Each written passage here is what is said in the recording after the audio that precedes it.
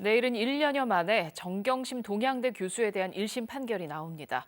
앞서 검찰은 입시 비리와 사모펀드 의혹 등 15가지 혐의에 대해서 징역 7년의 중형을 구형했는데요. 정 교수 측은 표적 수사를 받았다며 무죄를 주장하고 있습니다. 핵심 쟁점을 최유경 기자가 짚어봤습니다. 조국 전 법무부 장관의 배우자인 정경심 교수에 대한 법원의 첫 판단이 내일 나옵니다. 지난해 9월 정 교수가 재판에 넘겨진 지 1년 3개월여 만입니다. 혐의는 모두 15개, 크게는 입시 비리와 사모펀드 의혹, 증거인멸로 분류됩니다. 수사 당시부터 가장 큰 주목을 받았던 건 입시 비리 혐의입니다. 특히 동양대 총장 명의의 표창장을 위조했다는 혐의를 두고는 양측이 법정에서 시연까지 펼치며 치열한 공방을 벌였습니다. 변수는 총장 직인 파일 등 핵심 증거가 발견된 동양대 PC의 증거 인정 여부입니다.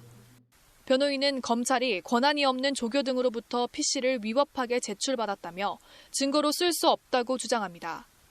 사모펀드 의혹과 증거인멸 혐의는 앞서 열린 관련자들 재판에서 엇갈린 판결이 나왔습니다. 조 전 장관의 오촌 조카 조범동 씨 사건을 심리한 재판부는 정 교수를 횡령 혐의의 공범으로 볼 수 없다고 판단했습니다. 조 씨와 정 교수 사이 거래를 투자가 아닌 대여로 받고 금융위의 펀드 투자 약정액을 부풀려 보고한 혐의에 대해선 아예 무죄를 선고하기도 했습니다. 하지만 조 씨와 정 교수 자산관리인이 증거인멸 관련 혐의로 이미 유죄 판결을 받은 건 정 교수에게 불리한 대목입니다.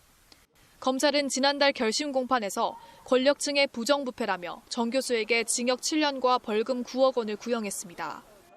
반면 정 교수는 조국 전 장관을 겨냥한 표적 수사라며 무죄를 강력히 주장하고 있습니다.